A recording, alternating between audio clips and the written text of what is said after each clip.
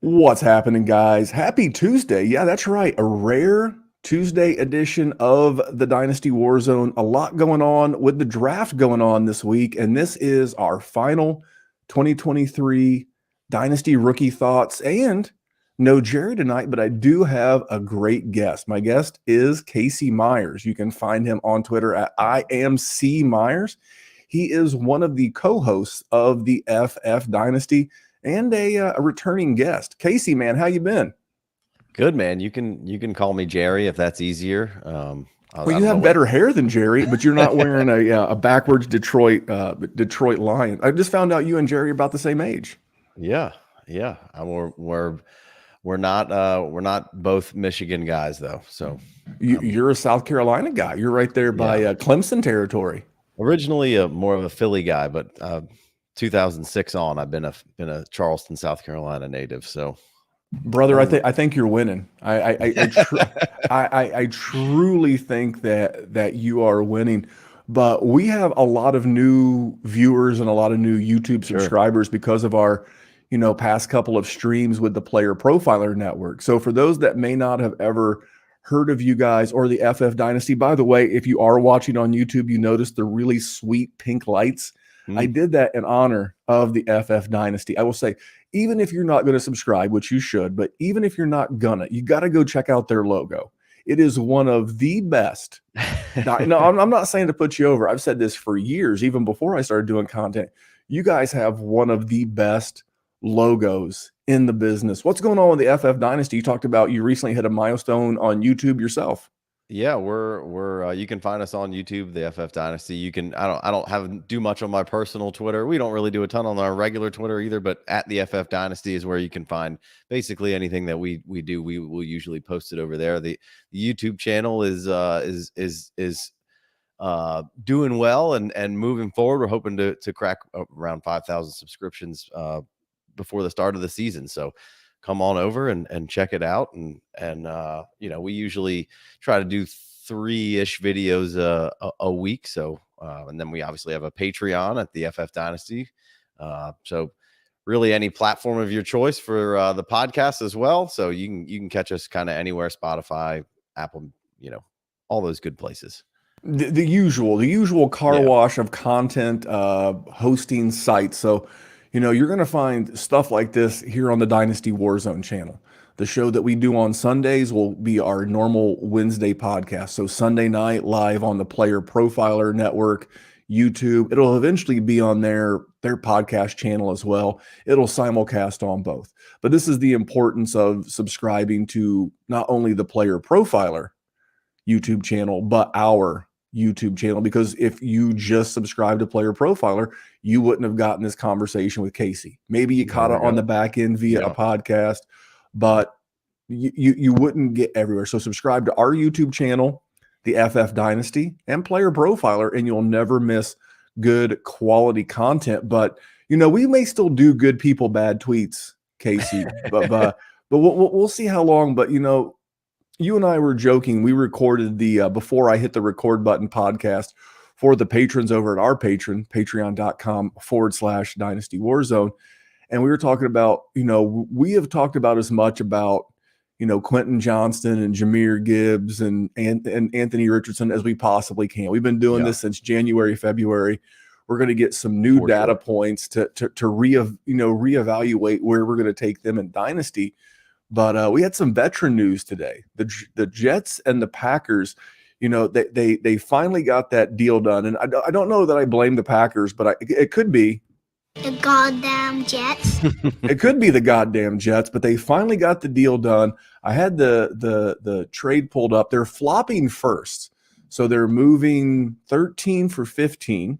Hmm. The Packers are also getting a second. I think it's 47 overall.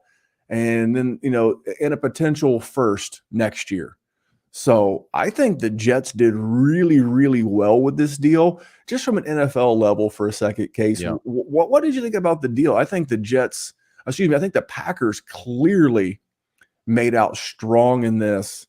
And Yeah. to get potentially not really two first because you're swapping a first, but to get a decent first, like 40 something's good. Yeah, for sure. And a future first potentially is really good. What'd you make of the trade overall?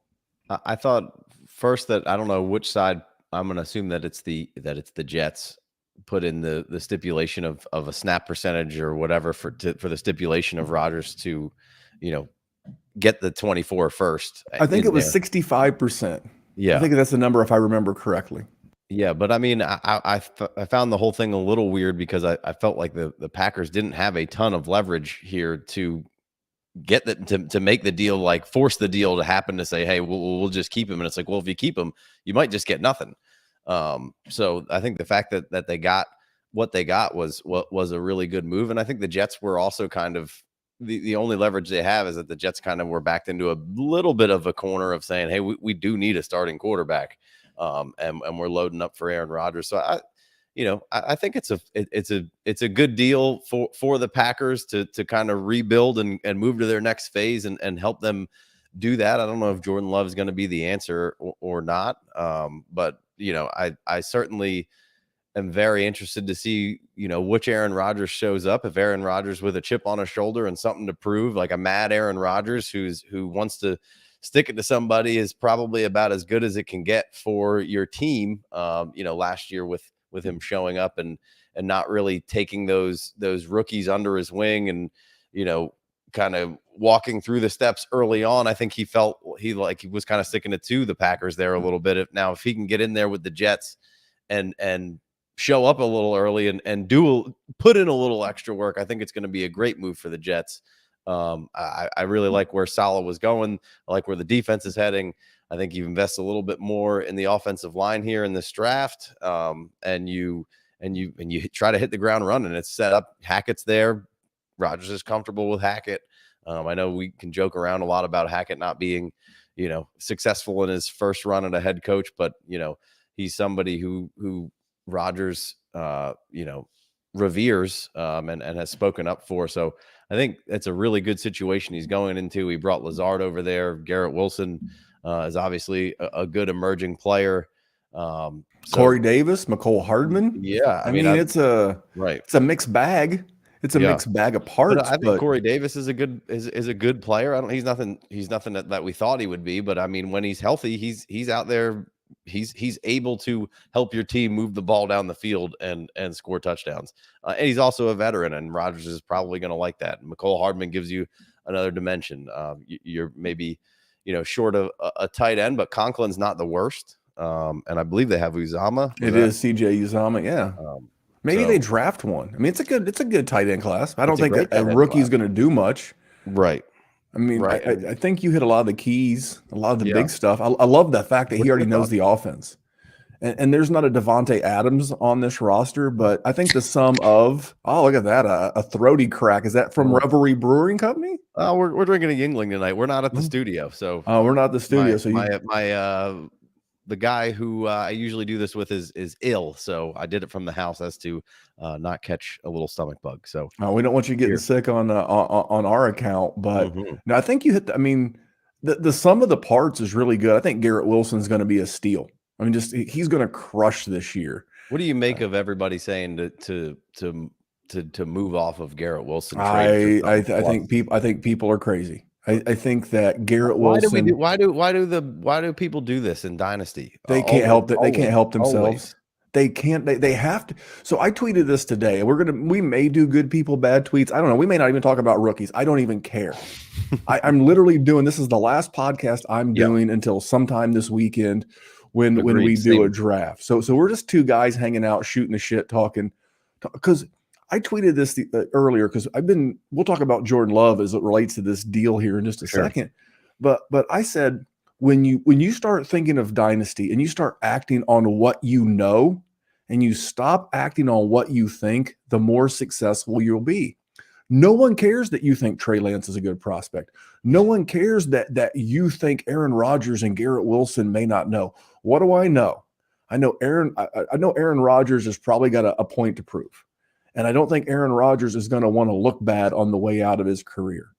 This is arguably, no offense to Jordy Nelson and a young Devontae Adams, but this could be the best collection of parts he's had in a long, long time.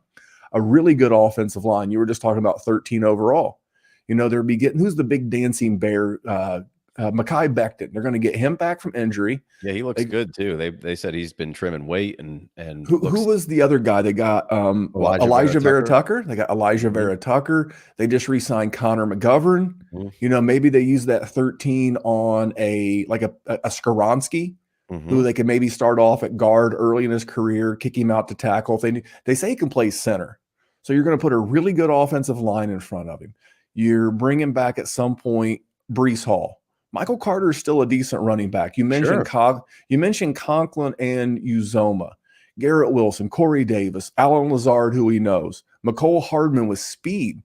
This is going to be a fun offense. And if you tell me right now that you have a pissed off, motivated, chip on his shoulder Aaron Rodgers and an offense he knows, in a division where he's going to have to score points because Miami has proven they can score points. Buffalo has proven they can score points. Now the Jets have a QB they can score points with as well. I think for Aaron Rodgers, like if you're a contender in Dynasty and you're looking for a guy to maybe, get 1 or 2 good years, like that last couple of years with Brady in Tampa Bay, this might be that type of deal. Yeah, because I mean, we might have traded you Tom Brady in the UDPL league. Do you have Tom Brady in that league? I do. I'm hanging on to touchdown Tommy everywhere because I believe, what someone said Tua should walk up and slap Tom Brady in the mouth like, Will Smith did Chris Rock and say, "Keep my motherfucking job out your motherfucking mouth."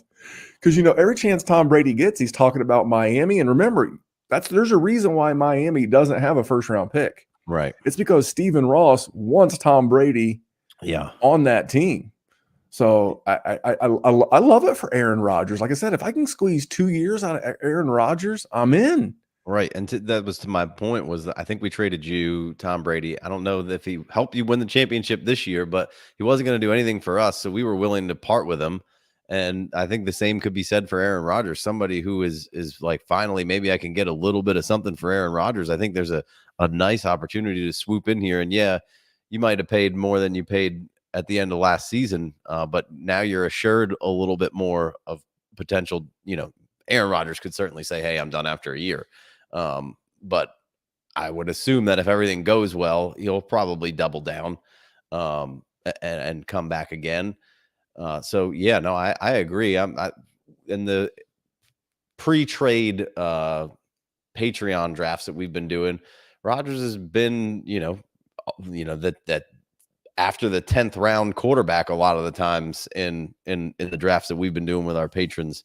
I'm not sure what his ADP is on like DLF or anything like that, but certainly has been, there's certainly drafts where, the quarterback runs go a little earlier and then he gets sucked up a little bit because the scarcity of the position. But I think there's a whole lot of, winning football left in Aaron Rodgers's backpack, if like you said, and I alluded to it, you alluded to it, the best Aaron Rodgers that you're could possibly want is with him with something to prove to somebody or a chip on his shoulder. So I agree. I know some people will probably say and sell at all costs, but I think going back to what you said of stick to what you know is Aaron Rodgers can be a really good quarterback. And I think he had enough in Green Bay, and if you can get a fired up of Rodgers here, I think you could get a nice deal and a nice 2-year window of really strong quarterback play from him.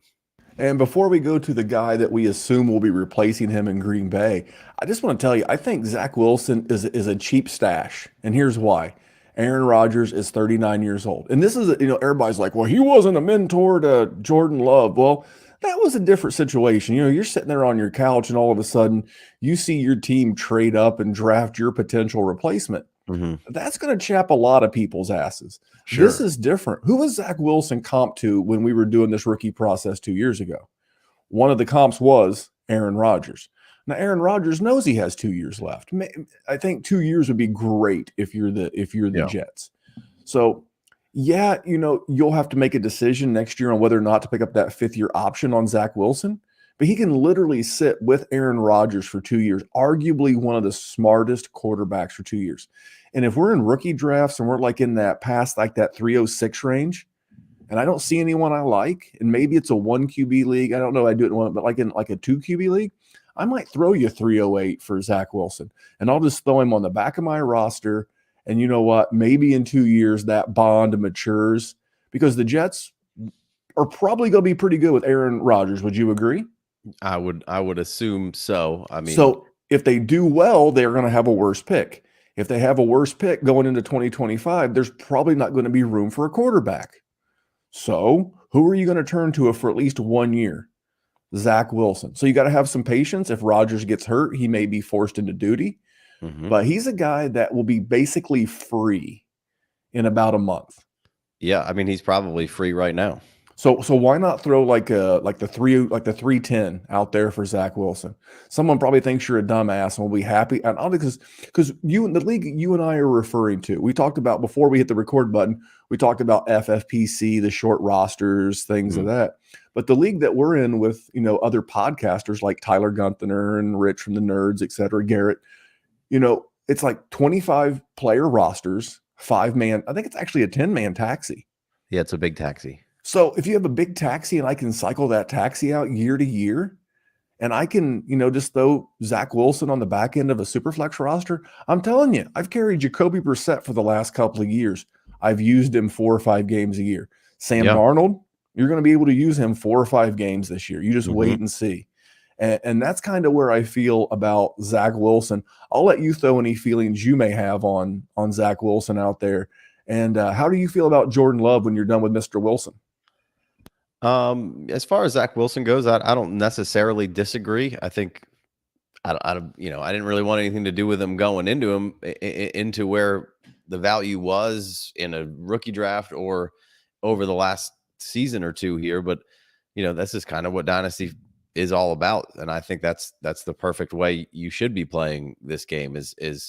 Maybe you did that with Drew Lock and it didn't work out so far, but maybe you try it again with Zach Wilson, and it doesn't even necessarily have to be just for a straight up pick. Like he could just be in a trade that you're trying to, get something done, and you just keep throwing Zach Wilson in as kind of a kicker, and maybe you don't just try to acquire him for just a straight up pick, which again, I don't disagree with what you're saying. But that might be more of the approach that I would take. Would be I might target somebody else and then try to get Zach Wilson thrown in for relatively nothing in a trade because it just makes it kind of happen. I don't mind that, but that's the way I like to play Dynasty too. When the value's down and there could be some talent there, sure, I'll pick them up. And like you said, basically somebody's going to think you're an idiot. So that's fine. I'll be that idiot for a minute, especially in FFPC. No, of course you don't want to put Zach Wilson on your team.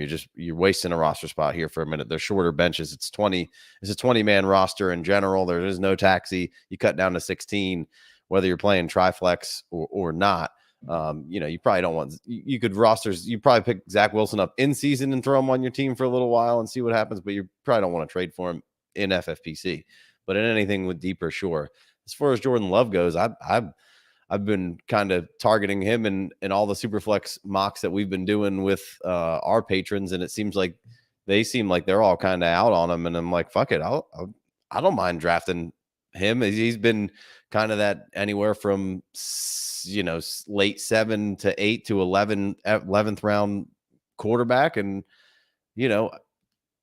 I don't have anything as far as on the field stuff to say, hey, I think this guy's going to be great because of X, Y, and Z. I'm just going with, hey, they invested a first round pick in him. They ran Rodgers out of town. I feel like you're going to get 2 years here out of Jordan Love to see what you got. And I mean, if the value's right, I have no problem buying Jordan Love. I don't have anything against Jordan Love. I didn't buy any Jordan Love when he was a rookie, and I didn't buy any Jordan Love last year, but this year I have no problem buying Jordan Love in the same vein of kind of how you were talking about Zach Wilson. Now he's going to get the opportunity to start, and the starting quarterback is worth something in Superflex. And you got Romeo and Christian, and like I was saying with Rodgers, he didn't really take the time to come in and work with those guys and develop a rapport. I think he was kind of just sticking it to the Packers, like, hey, I told you all I didn't want rookies to work with. So he didn't really work with them. If Love comes in and gets to work with those guys, shit, maybe that's despite Rodgers, they draft a high wide receiver again or a high tight end again this year. And they have a fun little offense. And, you know, I like both of those guys already. And, you know, I'm certainly not saying by any means I'm out on Love. I'm at the cost of Love right now. I'm really, and I'll be interested to see after the draft and we start doing our mocks again. And we're kind of in the process of making our own ADP. But you know, I'll be interested to see how much Zach Wilson, how much Jordan Love increases here. I would assume that it'll at least be a round or two now that deal is finalized. What are your thoughts? Is there, you know, sixth, seventh round Jordan Love too rich for your blood? In like a startup? Probably so. Yeah. Yeah, I can. When I throw it back to you, I'll pull up our latest Patreon startup. We're doing a tight end premium super flex IDP, but the quarterbacks went within a range. I mean, here's the thing. I did this last night on the player profiler feed on their YouTube, and I was like, tell me the difference between Jordan Love and Trey Lance. I'm not saying Jordan Love is better than Trey Lance, but it's like, at least I know where Jordan Love's starting in 2023. And if you pull up their player profiler cards, you know, Trey Lance ran a 4.69 40. Love ran a 4.74. So they're like, you know, athletic wise, they're pretty similar, 6'3 to 6'4, 224 to 226. Jordan Love has these monster ass hands on him, and he was a first round pick. Right. And if you're Green Bay, aren't you motivated to do everything under the sun to make this kid successful? Because you just traded Aaron Rodgers. You need this to be successful. And everything 100%. That I've heard has been good around him, like the maturity, the improvement, and he's playing for his next contract. I don't think they picked up his 5th-year option. He's almost in like a weird quasi Daniel Jones type situation. You know, if he has a really good year, and what's really good, like 3,700 yards passing, maybe 25 touchdowns, maybe he runs for 500 yards. Yeah. And this is a good offense. This is that McVay by way of Shanahan. I forget the head coach's name. LaFleur, thank you. The two LaFleur brothers. You know, this is all in that vein. And, you know, we've seen guys really leverage this. I like Christian Watson. I think I would draft a tight end. I think I would be looking to add like a Dalton Kincaid. I think 13's too high. I think they'll probably wind up maybe going like offensive lineman. I don't know. Bakhtiari's been hurt, but you still got Aaron Jones. You still got, I was starting to say Corey Dillon, but those of you that know and if you don't know who Corey Dillon is, you know, here's what I'll tell you about Corey Dillon. Google it. I Googled that. Said you fucking blow. You didn't type it in right. Do you know Google is case sensitive? Google Corey Dillon and enjoy him as both a Bengal and a Patriot. Yeah, but AJ Dillon, Aaron Jones, they're short on tight end. But you know, you mentioned Romeo. I think Romeo Doubs is a sneaky buy. I think everybody's kind of focusing on Watson, but you know, what if they wanted to get up to 13 in this Jets deal, maybe hoping to get close to get like a Jackson Smith and Jigba? Yeah, I don't think that I think that's right in the range where he'll go. Yeah, I agree. And that'd be a nice little coup there, like with Watson, like that more deep threat guy. You give him that like, I don't want to say Amon-Ra St. Brown, but like that type of guy, that high volume target guy that you can just rely on in a pinch.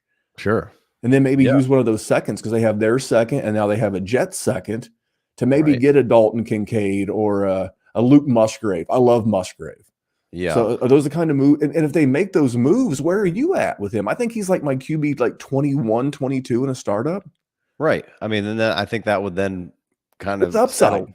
I think right. And I think that would then settle in somewhere around the 6th, 7th, 8th round in a startup. I mean, you know, that's what kind of where Daniel Jones was going last year. You know, and that kind of turned around athletically. And again, that guy, he's been in the building with them. They know what they have. They've seen him develop. I think you kind of alluded to that a little bit. So no, I agree for the most part. I'm fairly in on Jordan Love because I think you're getting 2 years of at least they're going to do like you said, do everything they can to make that work. All right, we'll wrap this up with this last thing with Jordan Love, and there's this unhealthy like infatuation with Trey Lance, and I don't get it. I'll be the first to admit that I don't get it, and that's like the first step is admitting that you don't get that what you don't get. But what do you think you could get? And I don't, maybe this news, not that we didn't know it wasn't coming, which is weird, but what do you think you could get for Trey Lance on top of Jordan? I mean, what could you get for Jordan Love on top of just Trey Lance? Because I think there's got to be a plus coming back. I was, talking about last night, Fantasy Pros has Lance as their QB 14 in a startup. Mike Clay from ESPN has Lance as their QB 17. And Fantrax has them as high as their QB 11. It's like, guys, update your shit. But what's the plus? Because most of these services have Love in that 20 to 23 range. Can I get like a second? Can I give you Love in a second and get Lance in a first, even a 24 first? Because I'm in. I'm all the way in. Yeah, I don't know how many people would be. I'm sure there's still some contingent of people that would want to first associated anything to do with Lance's.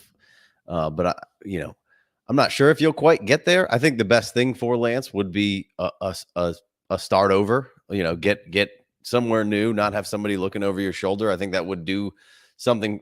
It's a tough position to be in that he's in. I think it would also do something for his value if Tennessee or Texans. I think that would help boost that value back up. So maybe you kind of wait around for that to happen, but. So you're saying Jordan Love in a 2 to try to get.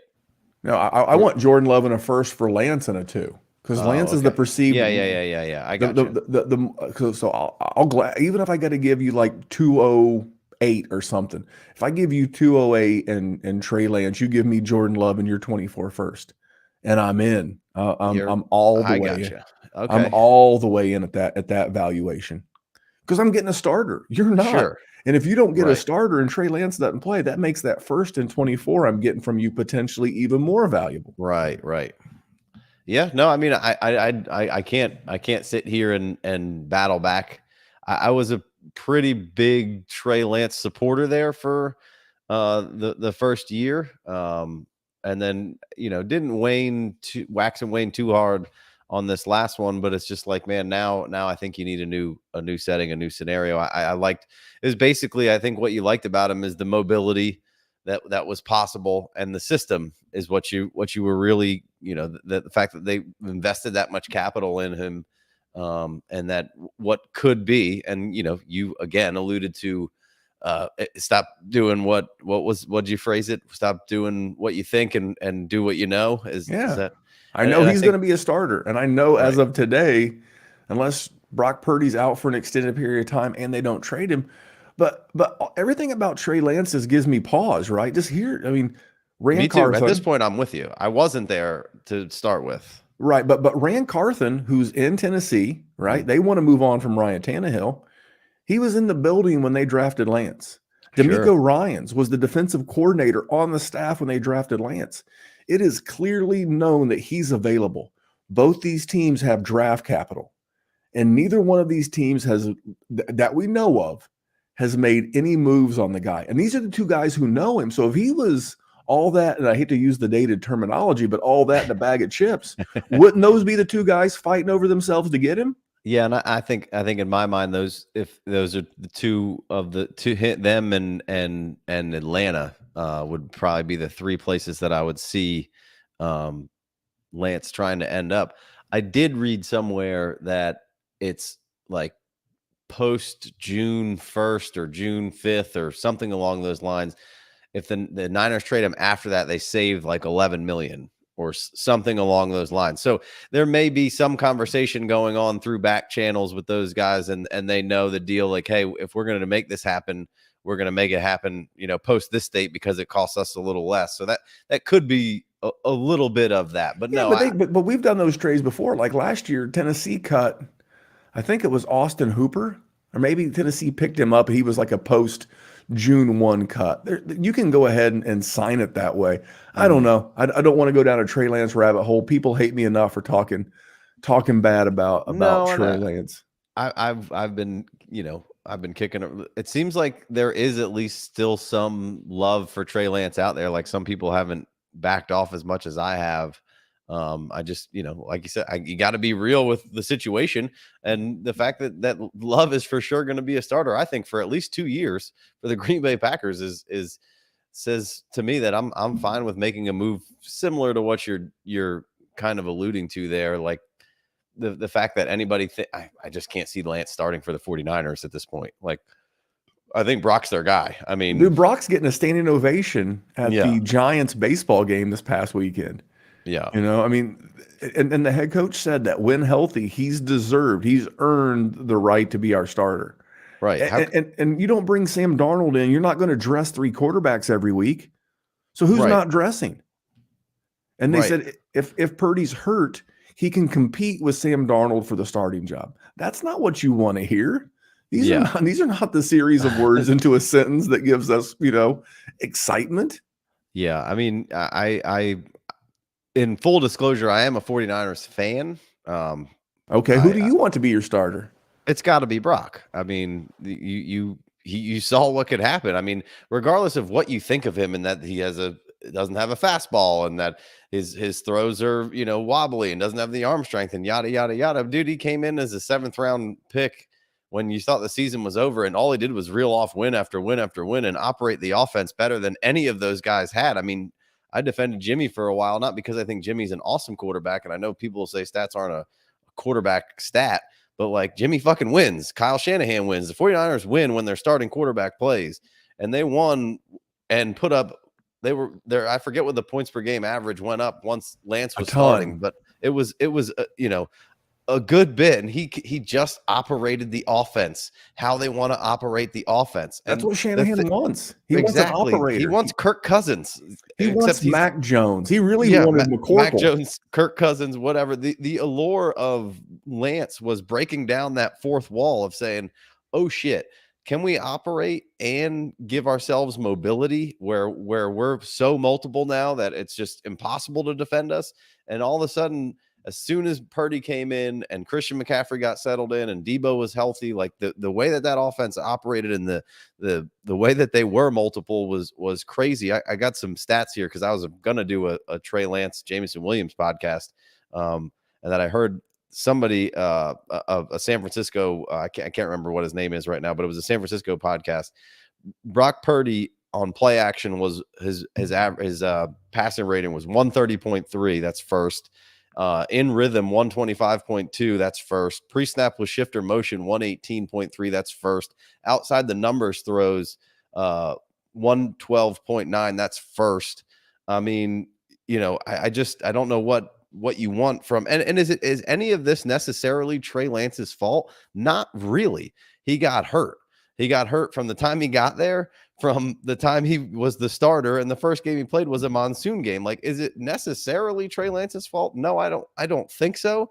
But as soon, like, when Trey Lance was in there, that offense was not operating on the level that as soon as Brock Purdy came in there after a game was operating on. They just had a whole different foundational trust level, it seemed like, when Brock Purdy was in there running the show than Lance had been around that organization for a whole nother year. I said as a guy who's heavily leveraged with George Kittle shares, I said if they don't bring Brock Purdy back as the starter, I'll fight Kyle Shanahan in the street. Yo, I was completely out on fucking Kittle, and then all of a sudden with Purdy in there, it was like, oh my god, we're back in, baby, let's go, dude. He won me at least 2 championships. Brock Purdy did because he was feeding George Kittle again. George Kittle all of a sudden became George Kittle again. They were scoring 30 points a game, like. And it's going to continue to be San Francisco. It's going to be San Francisco. It's going to be Philadelphia, and really, that's it in the NFC. You don't have to be special. Maybe the Rams can. I don't know. I mean, they're getting Stafford back, but we know Arizona's going to be down. Seattle will be interesting because they're adding some. They got Geno back, second year as a starter. It'll be an interesting draft for them for sure. It's good. I'm very curious to see what they do because I think. We can go ahead and start transitioning a little bit to some of the rookies, but I think that's a great landing spot for Anthony Richardson. I think Geno's a pro. I think Geno knows what the heavy is the head of he who wears the crown. He knows what it's like to be the rookie drafted. He can be, because Geno strikes me as a pro's pro, like Alex Smith. Maybe it's the last name, I don't know, but he strikes me as a pro's pro where he would take a young Anthony Richardson under his wing the way Alex Smith did a Patrick Mahomes. They could spend a year again together. And then at the end of the year, they do that passing of the torch, because it's a very apples to apples comparison. Long-term veteran QB, probably on the last year with his team, a really good guy, will help mentor the team. And then going into the second year, because this team should be contending for at least a wild card spot like they did last year.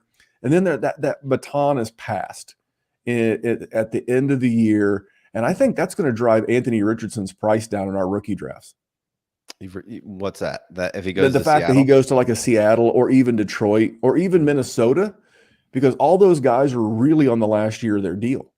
And those are all teams that could be interested in the case of Seattle and Detroit. They've got extra draft capital to potentially, make some moves. Yeah, and I like, I hate Seattle because obviously I just said I like the Niners, and Pete Carroll drives me up a fucking wall with that Right, goddamn but Anthony Richardson, DK Metcalf, Kenneth Walker, they're not Noah scared. Fant. They don't. I think some teams get caught up in what's going on in the league and how the league's doing. Like the Seahawks are one of those teams that do not give a fuck what everybody else is doing. They're going to do it how they're doing it, and they manage to win games that way. Like they don't care if running the ball isn't cool anymore. They're fine with running the ball. Like they're just one of the. It's just like Tennessee. Tennessee does not give. That's why I think Trey Lance would be great there. Like Tennessee does not give a fuck what everybody else is doing. You guys are doing this. This is what we're doing. We're going to execute our game plan and play it like this. Atlanta Falcons, seeming obviously from that Tennessee coaching tree, they seem to not. Everybody's so mad at the Atlanta Falcons. It's like, all right, well, you can be mad at them all you want for not using your fantasy guy, but like they were in a lot of those fucking games last year. So, I don't know. I've if Anthony Richardson's price gets driven down at all, he would be the guy that I for sure would be trading up for in every single league to get, because that's. What are we doing? We're playing Dynasty, man. Like he's the ultimate advantage player. And that's what I want. I saw your quote on the on the, was it the Sonic Truth or the Sonic Truth. Yeah. I don't want a Nissan Altima, brother. I want a guy, that's why I like Will Levis. I understand that his floor is Sam Darnold, but I also understand that his ceiling's Josh Allen and Justin Herbert. Mm-hmm. And that's what I'm looking for. I'm not looking to spend the rookie 105. You have the 104 in the league we're in together. Yeah. I mean, are you looking to spend the 104 on a guy whose ceiling is Kirk Cousins? No offense to Kirk Cousins. He's a great dynasty player. But if I wanted Kirk Cousins, I'd trade you the 104 plus a lot for Kirk Cousins plus a lot. I'd be happy to give you the 104 if I wanted, 17 PPR or fantasy points a game. Yeah. If it's my QB2, I'm fine with it. I want to have the best set of QBs I possibly can, if possible. But I'm fine with kind of whichever quarterback falls there at 104. I mean, I would potentially try to trade up a little bit for Anthony Richardson if possible, but I don't know who has what picks, and in that league, it's sometimes hard to execute a trade that garners any value in any direction. But especially when you're battling a bunch of sharps, because that's a pretty sharp group. Again, you're talking about guys that have been doing dynasty, not just dynasty content, like in the sake of Rich Dotson, he's been doing it at least 10 years. Yeah. Tyler's probably in the 7-8 range.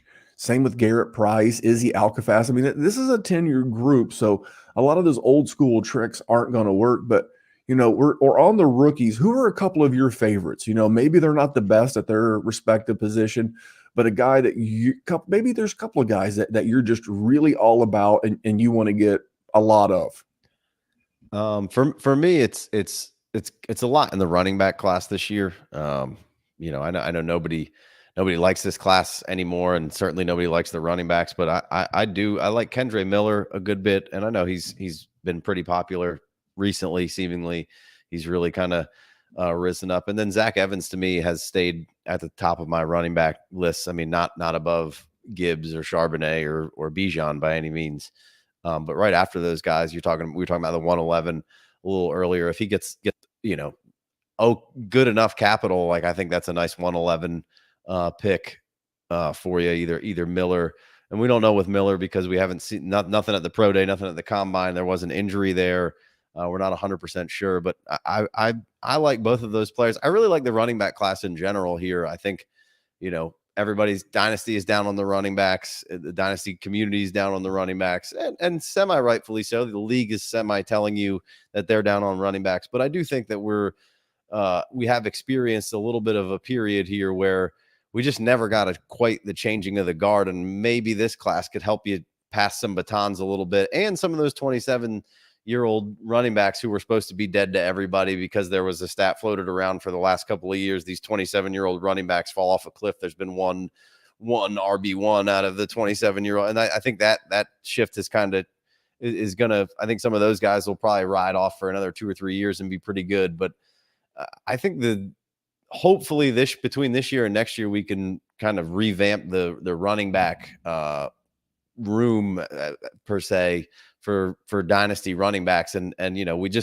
didn't quite get it with David Montgomery and Miles Sanders and CEH, and Akers got hurt and Dobbins got hurt, and it really never quite worked out, where the next group of guys who are supposed to come in and bolster up the running back ranks never really quite panned out. And some of them still may, but when running backs hit for me in the run in rookie drafts, it's going to be the cheapest time to acquire, because as soon as they hit, forget it. Like Kenneth Walker's really hard to acquire. Obviously, Brees was always going to be hard to acquire. Bijan's already impossible to acquire. When it's going to be your cheapest way to build your running back room out. And sure, if you're not winning, you could make a case, and that your team stinks, to not draft running backs. But for me, I'm going to be primarily focused on the running backs outside of the top couple of wide receivers in this draft, and some tight ends. I think there's a nice tight end group here. I haven't completely dug into them. I was going to wait kind of till after the draft to see which ones I really need to go dig in. I've dug in on the top 3 guys, but not, you mentioned Musgraves. I haven't really gotten into Musgraves or Laporta or Kraft or, really any of those guys quite yet. Well, Laporta's the guy that I was listening to the First Draft podcast with Field Yates and Mel Kiper Jr. First of all, Mel Kiper Jr., I know you're old, but goddamn, man, get your tech shit straight. Your mic feed was fucking atrocious and has been 2 weeks in a row. So ESPN, you need to shore that shit up, because if us amateur guys can have better sound quality than you, that's a problem. Yeah. That's one. But they said Sam Laporta is rising up draft boards because of his interesting skill set. So I took note of that. But you mentioned Kendre Miller. And the one thing that I've always believed is none of us know as much of all of us. The wisdom of crowd, the collective IQ. You are in a long list of guys that have been Kendre Miller fans. And you watch a lot of college football, as does Jerry. I mentioned Bruce Mattson of the DLF. He was a Kendre Miller guy. Garrett Price of the Dynasty Nerds. He does their Devi, college film work. He's a big Kendre Miller guy. You like Kendre Miller. See, this right here is called an ink pen. If you're watching on YouTube, that's called an ink stick. We're writing that down. All right, we're adding Casey to the list of content creators that have liked Kendre Miller. As a matter of fact, we've been doing this since the Super Bowl, where we've had guests on like Bruce, like Casey, like Garrett, and it's been pretty clear that Kendre's a pretty popular guy. But who are a couple of guys you're looking to avoid that you're like, I'm not feeling you, brother? Off the rip, when you say that, it's Jalen Hyatt. I know that's probably a trendy one. You're either all in or all out. For me, just it's there are some good metrics and analytical numbers that say that there was some really good.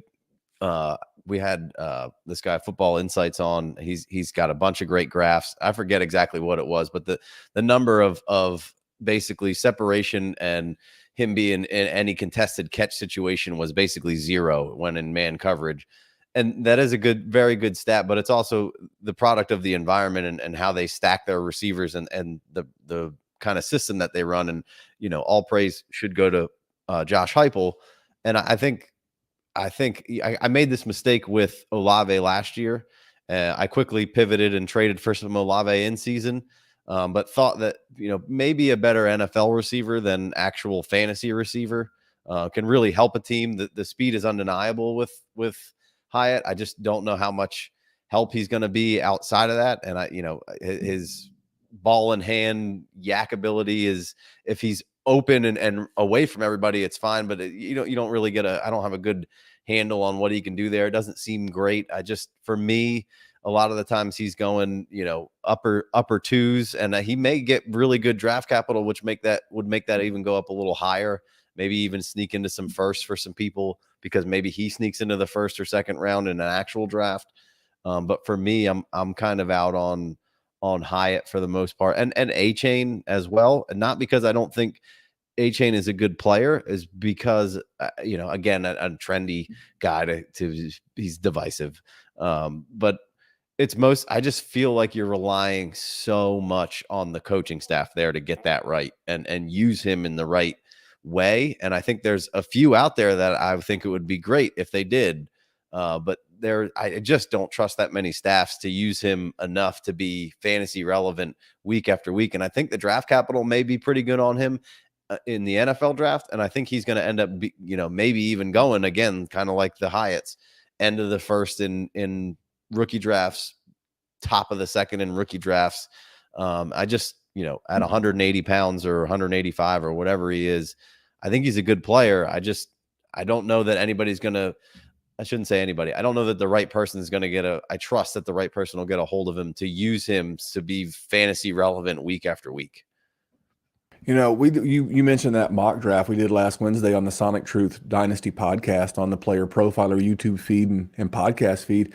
And he was one of the third round guys that went. He really fell pretty far, and he was taken by Theo Grimminger. Theo being the director of podcast over there at Player Profiler. And I asked Theo, I was like, let me ask you a question. And you can say anything you want, but you cannot reference his speed. Why are you drafting Devon A-Chain? And he had some good answers. He wasn't prepared for that question because we didn't plan it beforehand. And it kind of caught him off guard, if you will. He was like, he did well in the SEC against SEC competition. And, I think I'm getting a value on him. I think it was like in the mid-third round. So those things are true. Sure. But he's 5'9", 5'9", $188. The only place, and it would bum me out because it would tell the truth that Javonte Williams is probably not where I want him to be as a big Javonte Williams guy, is you want him to go to a place like, I just thought of a second. Give me one of the Seans. Get him to Sean Payton to kind of be, he's not Alvin Kamara, but can he use him like a Darren Sproles, right? No, Alvin Kamara? 100%. Or Sean McVay, because they need receiving weapons beyond Cooper Kupp. And I think he can maybe catch the ball a little bit. Yeah, we talked about that on the last show that we did. I threw the Chargers out there. I think if you used him like an Eckler, I think he's very. Kellen Moore moving over to LA, and the head coach, maybe you can get A-Chain in the third round for them and say, hey, we're gonna let Eckler walk because he's unhappy, and we can use this guy in a fairly similar fashion. I don't expect him to be on Eckler's level right away, but he is good between the tackles. He is a good receiver. Like, he did play against good competition. Like, I think he's a good player. It just has to be to the right. And Sean Payton for sure would be one of those guys that would say, okay, yeah, I'm fine with the outlier of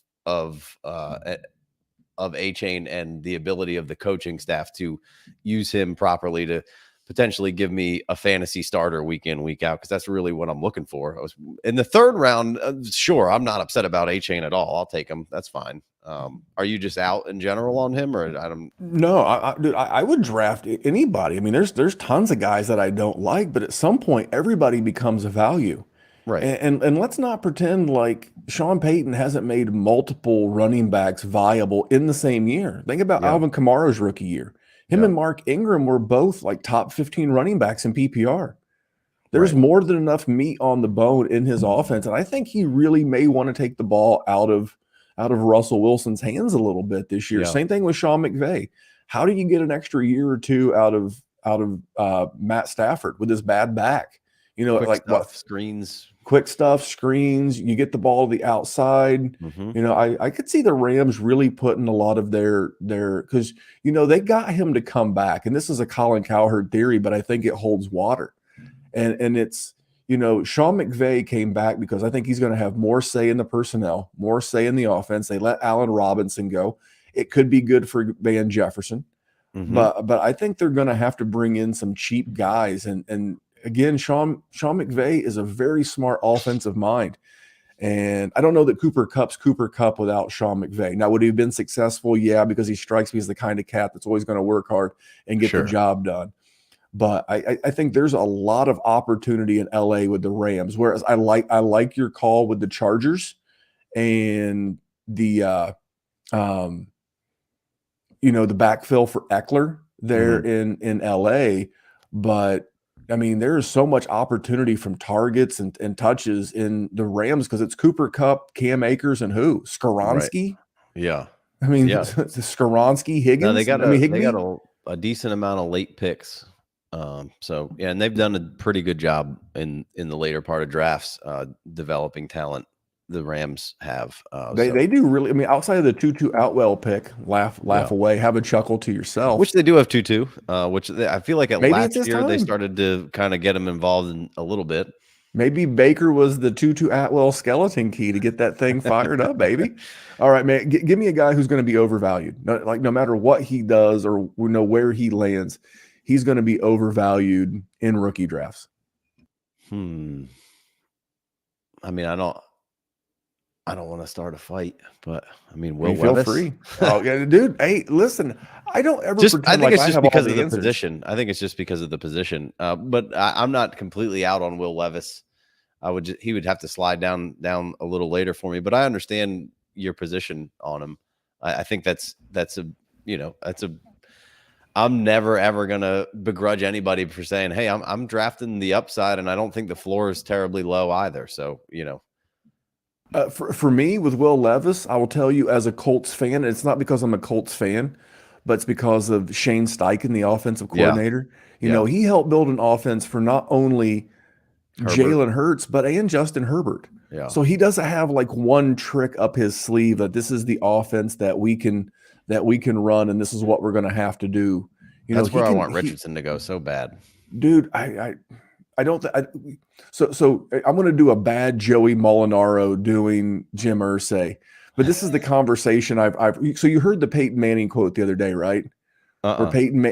If you search Peyton Manning / Will Levis on Twitter, it'll have this thing where Peyton Manning said Will Levis looks like he was genetically engineered to play the quarterback position. Yeah. And I think I could see Jim Irsay reading that or have someone read that to him. And he walks in Chris Ballard's office and he's like, hey, Chris, man, I know we got a draft coming up. And I don't know if you saw the Peyton comment, but he seems to be really high on this Levis kid. And I think that maybe should be the direction we go. I think that's a conversation. Yeah. I think that's a conversation. And that's not against Richardson. But let me ask you a question about Richardson. You seem to be very pro Richardson, and I'm not anti.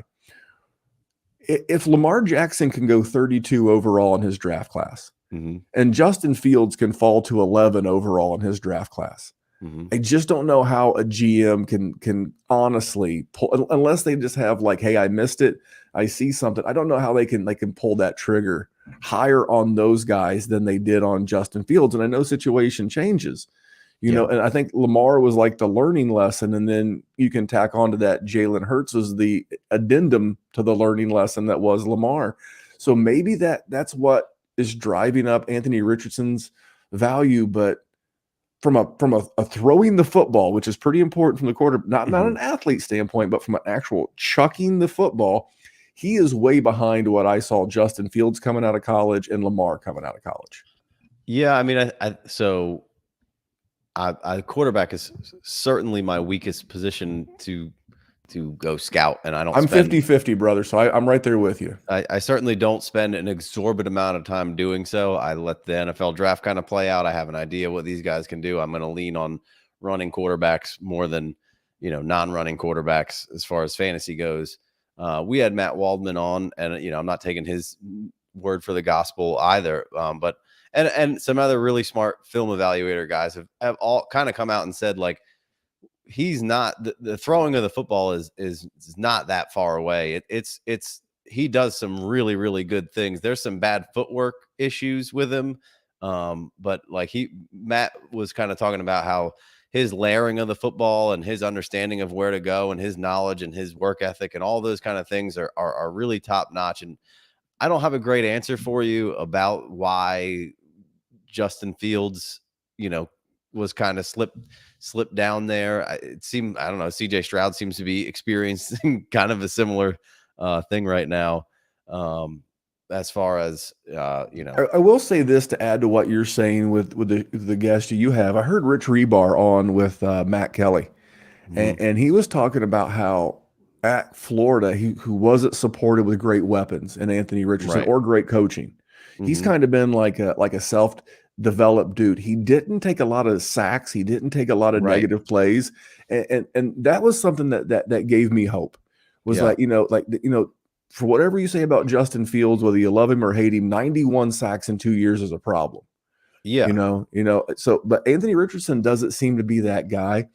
I think that Chris Ballard and Jim Irsay are not going to be the spot.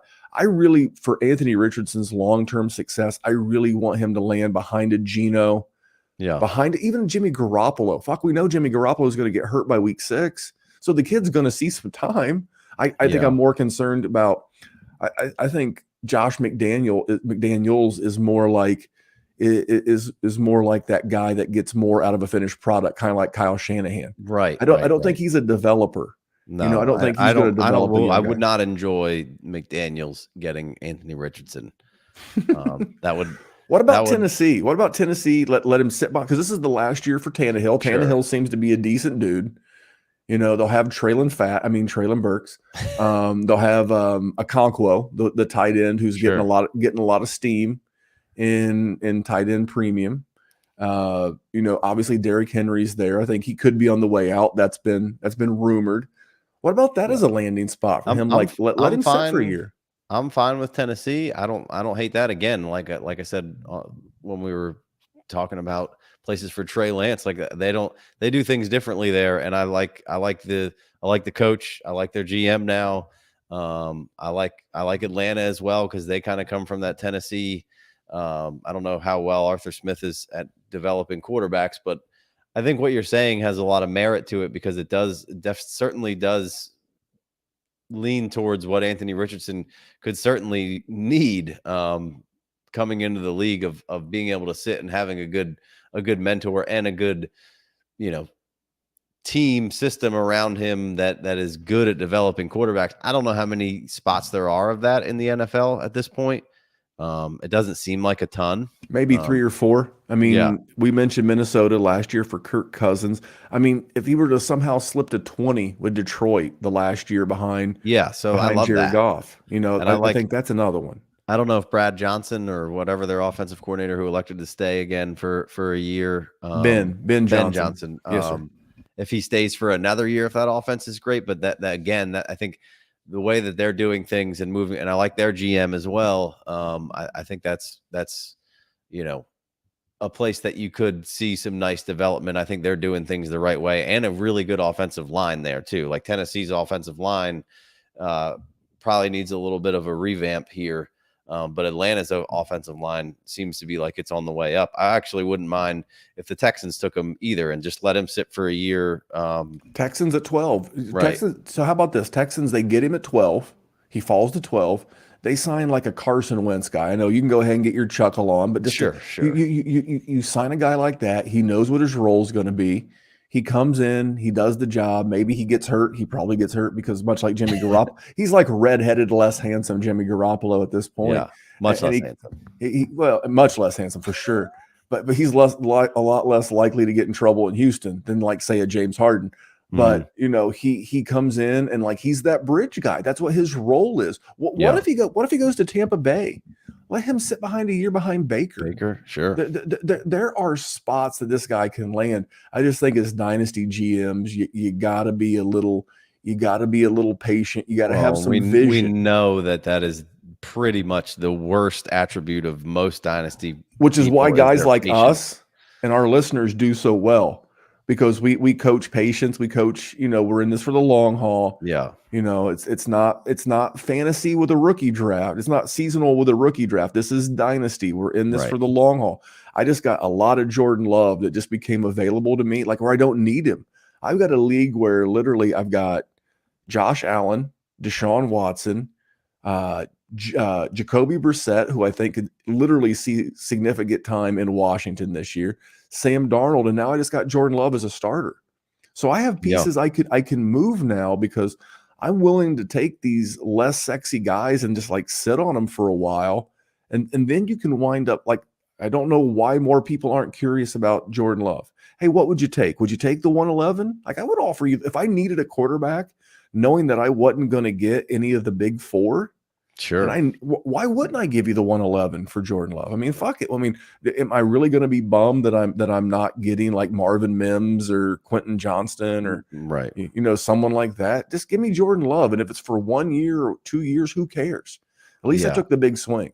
I think, me and Big Co, who is one of our co-hosts over here, we had an FFPC, and I think we had 1-3, 1-6, 1-11 coming into the draft. We currently own none of those picks anymore. We traded them all for veterans, essentially. I think we ended up with Mark Andrews, CeeDee Lamb, and Jameson Williams basically out of that, and not for straight up. That's good living. There were other trades that we made.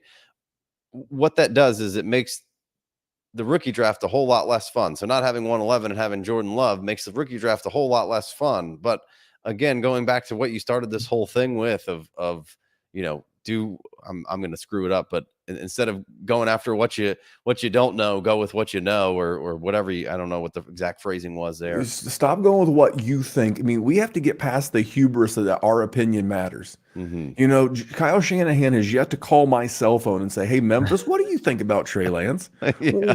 What? No one gives a shit. Yeah. I just want players that I know that are going to help me score points. Right. And something that I've started to layer into my game is I started to layer it in looking at like good like draft guides, like seasonal draft sheets and cheat sheets.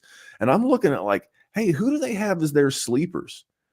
What's my exposure to those guys? Do I have? Because if they're a sleeper and they hit this time next year, they are worth more. Right. So these are the houses that you can buy up now in a neighborhood that is getting ready to get cleaned up by the city. They're going to add a shopping mall, and that's going to drive property values up. That's what I'm looking to do. I'll get you out of here. One last question. Give me a small school guy. I'm good.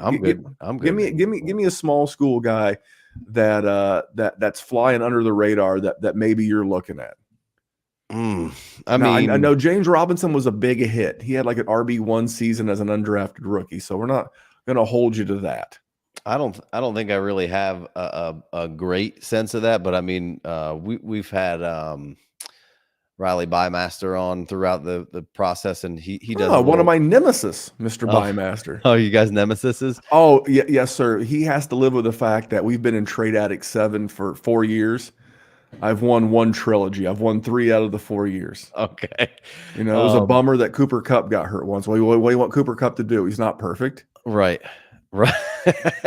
Well, he put me on to Grant DeBose and from Charlotte. And I think there's a decent chance that I'll end up with a decent amount of him either as a UDF undrafted free agent in a rookie draft or that 4th round pick. Now, I don't know where the draft capital is going to land with him, but it could throw my plan off a little bit. But he seems like a good 4th round pick there. Bigger bodied receiver. Those guys seem to be rising up the charts right now. The Tillmans and the Mingos and those bigger body guys right now are kind of rising up. DeBose is a little bit bigger framed fella. I saw Steve Smith singing his praises the other day. So DeBose. I don't have a great running back for you there. Like I said, I didn't dive. I did. I think have you done any work? And I'm going to try to get this guy's name right. I believe he went to Princeton. I'm looking at his player profiler card. Andre Isovas, the receiver. Yes. Yeah. I haven't. I just saw the combine numbers. They were really good. Very good. Very comparable to Denzel Mims. 6'3", 205. He's a guy that in that 4th, 5th round that especially if this is the kind of guy that we were talking about the Rams earlier. Let this dude wind up on the Rams. Right. Let him replace a Skoronski. Skoronski, you're being replaced. You're being replaced by this Princeton kid. This monster. Yeah, he had It's really fast. his college dominator rating was 40.5%. That's the 84th percentile. Yeah. He broke out late. He broke out at like almost 22 years old. So he's like a full grown man. He's 23. But I mean, that's the kind of guy that I'm throwing darts on my guys. Yeah. Anybody else you got for us? Any undervalued guys? Anything else you want to get in before we get out? For me, I like Hutchinson from Iowa State, and I like Tank Bigsby, who I think is undervalued. Obviously, a bigger name, but I feel like he stays undervalued. I like Chase Brown a good bit. I think Tank's being undervalued. I think he has a 3-down skill set. He's got the size, the stature. I think the receiving ability is underrated and overlooked for some reason. Obviously, everybody really likes Hunter, so I feel like that's pushing Tank down a little bit. But Tank was really good behind a bad offensive line, and the receiving ability was showcased fairly well last year, I thought. And then Hutchinson is just a really good player, good blocker, good intermediate, just really quick, good on the play action. I think Hutchinson's going to be a guy I have a lot of, and then Chase Brown, a little bit older for the running back position, but obviously put up big numbers at Illinois this past year. Not the most powerful guy, but really fast, great on the second level, plus in the receiving game. I know nobody really loves him for whatever reason, but could be a guy I end up with a decent amount of exposure to. Who are your guys? Well, I like I mentioned the guy Andre, the guy from Princeton. Mm-hmm. Isavus or whatever. I do like Xavier Hutchinson. I think that is a good call. And I'll tell you why. If you go to Player Profiler and pull up his chart and then pull up Michael Pittman, he's not quite the athlete that Michael Pittman is, but you're right, he is a good blocker. And what was one of the attributes the Colts, looked at when they picked up Michael Pittman was that he was a good blocker, and Greg Cosell likes him. And for whatever you feel like about film grinding, it has its place. And you know what? If there's a film grinder out there that I'm into, it's Greg Cosell, because he hits way. I like Johnny Mingo. Like if you've seen the classic movie Tombstone, I think I'm going to have a Johnny, instead of a Johnny Ringo, I'm going to have a Johnny Mingo drop. And I'll give you one that I was falling for. And then my buddy John Sheps over at Toilets of Titles was at the Senior Bowl and said great things about him. Matt Kelly was at the Senior Bowl, said great things about him.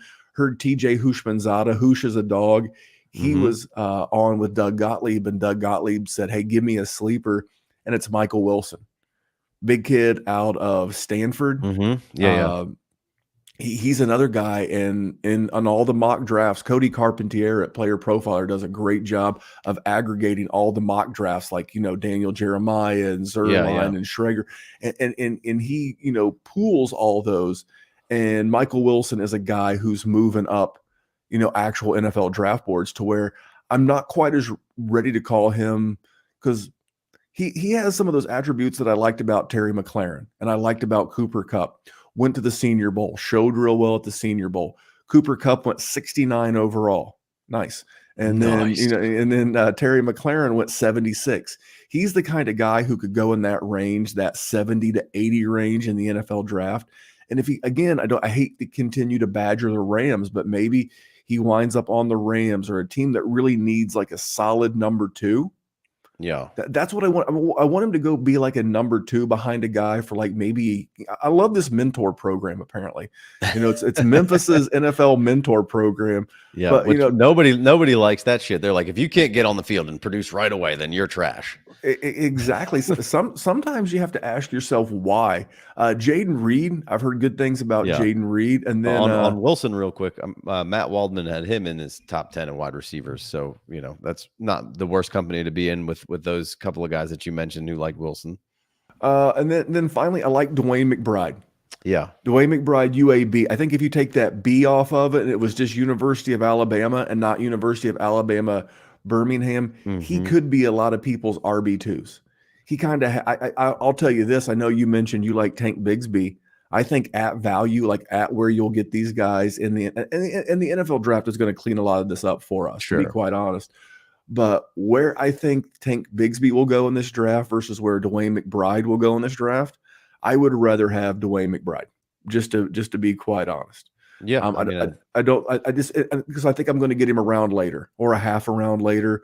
And he's like the kind of guy that you'll be able to trade into like the 310 in a super flex league, and you'll be able to pick up Dwayne McBride. And he's got tremendous upside.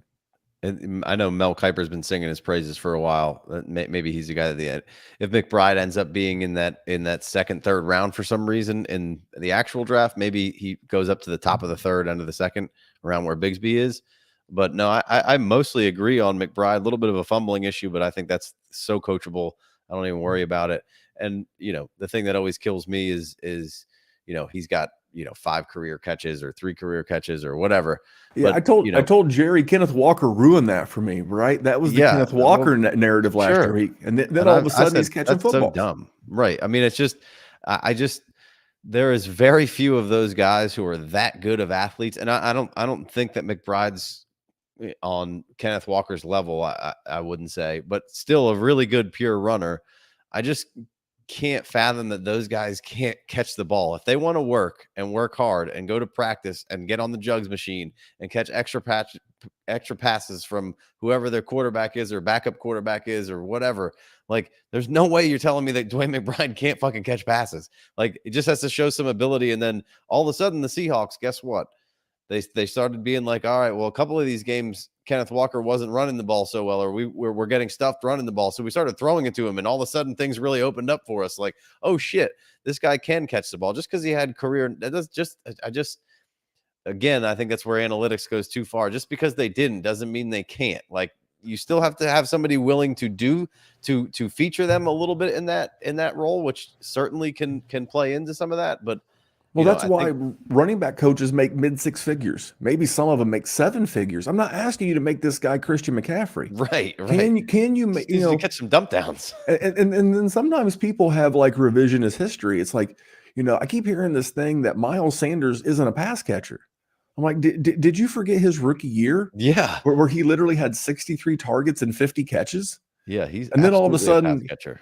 He lost the guy who was throwing the checkdowns in Carson Wentz, and he spent the next 2.5 years with a running quarterback. With the running quarterback, duress, they're going to run and stole all of his goal line work. Right. So, man, we're right up against it, and I'm on a hard out myself. Sure, but man, what's going on? So you said you guys are gonna you're patrons. This is the beautiful part about patrons. Patreon.com and Patreon.com/the FF Dynasty. Check those guys out.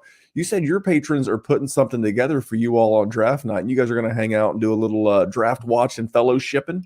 Yeah. So on Thursday, one of the patrons put together a little Discord hang that'll be with video, and then Friday we'll take the reins and probably do it through StreamYard or something. And if there's multiple things, we'll set up multiple rooms. But just going to hang with the people. There's so many people doing so many things on that night that I just like to hang out with the boys and take it in. And then, we'll get on our grind and grizzly after that, putting content out for the public, but definitely want to hang out with the Patreons for that process.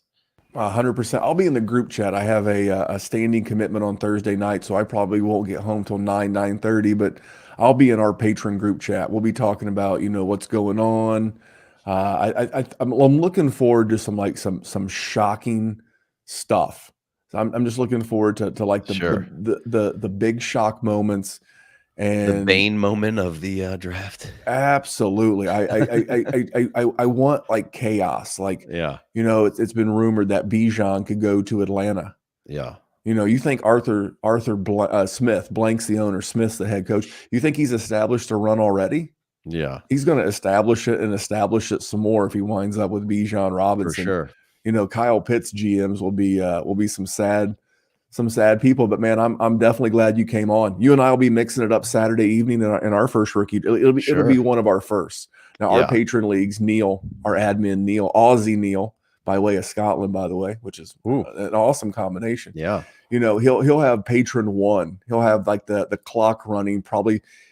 If I tell him that like Tyler has the UDPL starting at like 7 p.m. Eastern, Neil's the kind of guy that will start patron 1 at like 6:55. He will not be outdone. He will not be undersold. So I'll be drafting, and then on Sunday on the player profiler feed. Jerry and I will be giving our post-draft reactions Nice. over there on YouTube. And then, I'll share a little bit. Hey, it's great that we've had all this mock data and this mock ADP the last, 3 or 4 months, but now these are live rounds we're throwing down range. I mean, For sure. people in real leagues with real dynasty experience are putting real ADP on the board, and it will be great to see the immediate feedback of, hey, this is where this guy went, and this is what he's worth. Right. And this is where he's going. And maybe I'll get lucky and there'll be like someone pushed up into that top 11 that I don't hate. Like I would love Quentin Johnston to go like 109 to somebody. Please let that happen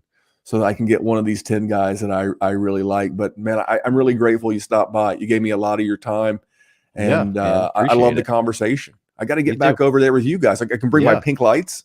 Yeah, for sure. We'll after the draft, we're scheduled out for about 2 weeks, but we'll get you right on there. I'm free any nights, but Sundays and Mondays, man. I try to get on with the guests because Jerry's the working man. He's out there paying the bills, and Sundays we record. But man, I'd love to have you on again, have you come on the Sunday stream or just whatever, man. But it's always great to catch up with you. You're one of my absolute favorites and a very worthy league mate in your own right. Likewise, man. Much appreciated. And we definitely got to try to do this at least a few times a year. So we got it like quarterly, like you pay your taxes and we jump on a podcast with each other. But man, please do me a favor, guys. So obviously we've mentioned the Patreon, but the freest way, the 100% freest way to support us, the guys at the FF Dynasty, any content creator really, is subscribing to their YouTube channel, liking videos, commenting on videos, jumping on live streams. That costs you $0. $0.0. And as a guy who's grown exponentially, which Casey and the gang over at the FF Dynasty can tell you, it goes a long way toward helping them on the back end. That doesn't impact you at all. So subscribe. I need you guys to maybe go to the YouTube channel and say, hey, I saw you on the Dynasty WarZone. That way it lets him know that this conversation was worthwhile. Hey, you know what? It was worthwhile. Well, look at you. You are a sweetheart. But listen, I'm going to get out of here. I'm going to get Casey out of here. But on behalf of that man, you can follow him on Twitter if you want to. He actually focuses. I used to work with a guy who used to say, dig where there's taters. You dig where there's taters. You're not out there spending too much time on Twitter. But if you're on Twitter and you want to follow him, he's at IMC Myers? IMC Myers, yeah. IMC Myers. The show's the FF Dynasty. You co-host it with Big Co. And of course, Jay Wayne out there video editing his ass off. Matt Foreman is on the show. Matt Foreman, good friends with Riley Bymaster, my nemesis. Tell him I said hello. Nemesis by proxy. It's like that good-natured big brother ribbing. Like when you have a younger sibling and all. I have two younger brothers. I'm the youngest. Oh, so you were the one that we put in a headlock and gave the noogie. Just big brother him a little bit. I like Riley. He's a good kid. Very nice young man, but got a big brother him a little bit. That's kind of my role in the Trade Addict 7 League. But on behalf of Casey, I am Memphis. Enjoy the draft, guys. There'll be another Dynasty Warzone on Wednesday. Should be a Dynasty War Games on Thursday. We'll create some kind of madness to get on. Maybe I'm just going to hop in Casey's patron chat. I don't even know. But until then, we'll catch you next time. And remember, we're just trying to make the world a better place for Dynasty fantasy football. We'll see you back here real soon. Thank you, guys.